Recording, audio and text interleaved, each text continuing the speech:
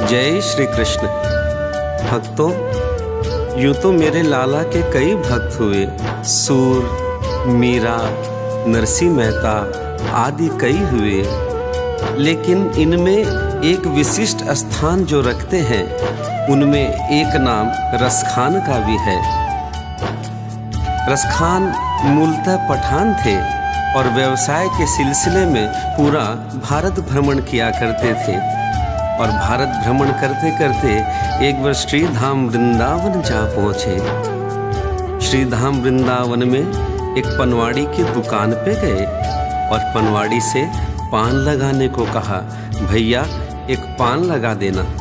पनवाड़ी पान लगा रहा था, इतने में रसखान की नज़र पनवाड़ी की दुकान पे मेरे लाला के बाल स्वरूप की छवि पर गई। रसखान मोहित हो उठा और एक टक देखने लगा और पनवाड़ी से पूछा, भैया ये कौन है, ये किसकी छवि है? यहाँ समझने योग्य बात यह है कि रसखान ने उस छवि को मनुष्य के बच्चे की छवि समझी। पनवाड़ी ने कहा, भैया ये हमारो लाला है, लाला, ये हमारो मालिक है, मालिक। खान ने कहा, इतना छोटा बच्चा मालिक? पनवाड़ी ने कहा, भैया हमरो तो यही मालिक है। खान जरा और गौर से देखे, बोले ये तुम्हारा कैसा मालिक है कि जिसने तो कछनी भी नहीं पहन रखी है। और गौर से देखे, पूछे, भैया ये कैसा मालिक है, तुम्हारे इस मालिक ने तो चप्पल तक नहीं पहन रखी है। पनवाड़ी ने कहा, भैया इसके चक्कर में ना पड़ियो, घन चक्कर है जाएगो, समझ में कछु ना आएगो। रसखान कुछ और तर्क करने लगे तो पनवाड़ी ब्रजवासी ने कहा, भैया अगर मन में इतनी आसक्ति आ गई है तो घर जाओ और एक जोड़ी चप्पल बना के लाओ और इसे पहना दो। यह बात सुनकर रसखान अपने घर गया और एक जोड़ी चप्पल बना के लाया और उसके बाद वो खान रसखान कैसे बना, आइए उस कथा का हम श्रवण करें।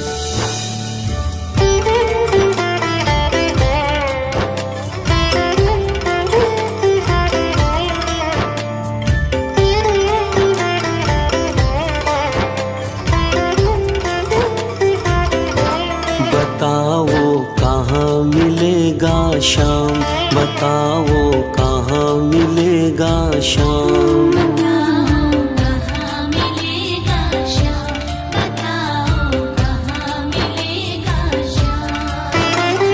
चरण पादुका ले हाथों में, चरण पादुका ले हाथों में, पूछ रहे हैं खान।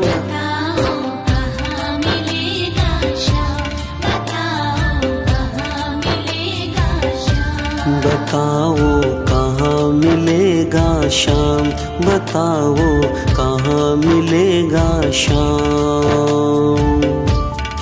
रसखान घर से एक जोड़ी चप्पल बना लाए और फिर उस पनवाड़ी की दुकान के पास आए तो वो पनवाड़ी की दुकान भूल चुके थे।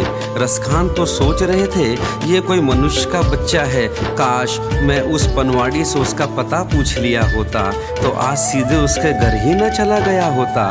रसखान सबसे पूछने लगे कि मुझे उसका पता बता दो, मुझे उसका पता बता दो। सबने कहा, भैया किसका पता बता दे, कोई उसकी पहचान तो बताओ, उसकी कुछ सूरत या छवि का वर्णन तो करो। यहाँ रसखान उसकी छवि का वर्णन यूं करते हैं, वो नन्हा सा बालक है, सांवली सी सूरत है।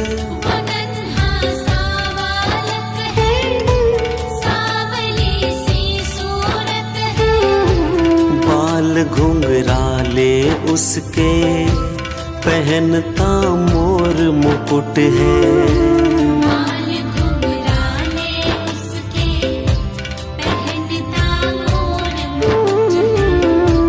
नैन उसके कजरारे, हाथ नन्हे से प्यारे।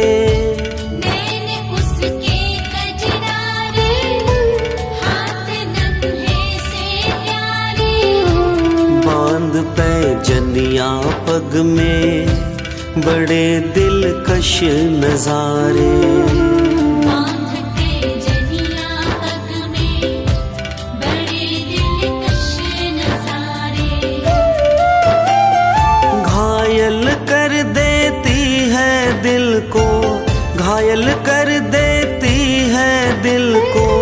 उसके मधुर मुस्कान। बताओ कहाँ मिलेगा श्याम, बताओ कहाँ मिलेगा श्याम। बताओ कहाँ मिलेगा श्याम, बताओ कहाँ मिलेगा श्याम।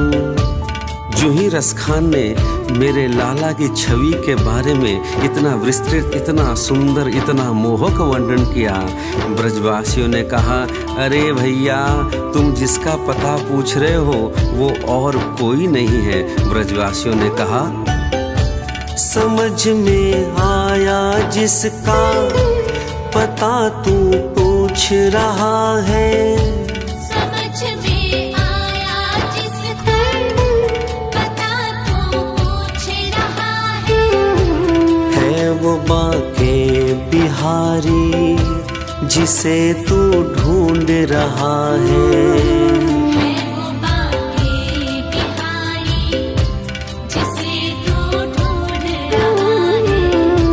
कहीं वो श्याम कहाता, कहीं वो कृष्ण मुरारी। कहीं वो श्याम कहाता, कहीं वो कृष्ण मुरारी। कोई सांवरिया कहता, कोई गोवर्धन धारी।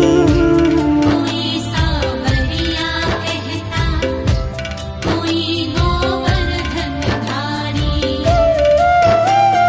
नाम हजारों ही है जग में, नाम हजारों ही है जग में, कई है जग में धाम। बताओ कहाँ मिलेगा श्याम, बताओ कहाँ मिलेगा श्याम। बताओ कहाँ मिलेगा श्याम, बताओ कहाँ मिलेगा श्याम। खान राधे जी को नाम रटते रटते राधे राधे राधे राधे राधे राधे कहते कहते श्री बांके बिहारी मंदिर के सामने पहुंच गए। और जो ही मंदिर में प्रवेश करने लगे, द्वारपालों ने रोक दिया।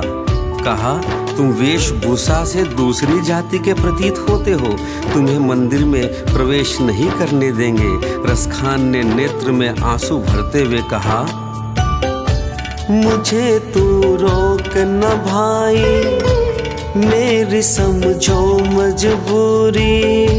मुझे तू रोक न भाई, मेरी समझो मजबूरी। शाम से मिलने दे दो, बड़ा है काम जरूरी। शाम से मिलने दे दो, बड़ा है काम जरूरी। सीढ़ियों पे मंदिर की डाल कर अपना डेरा। सीढ़ियों पे मंदिर के डाल कर अपना डेरा। कभी तो घर के बाहर आएगा शाम मेरा। कभी तो घर के बाहर आएगा शाम मेरा।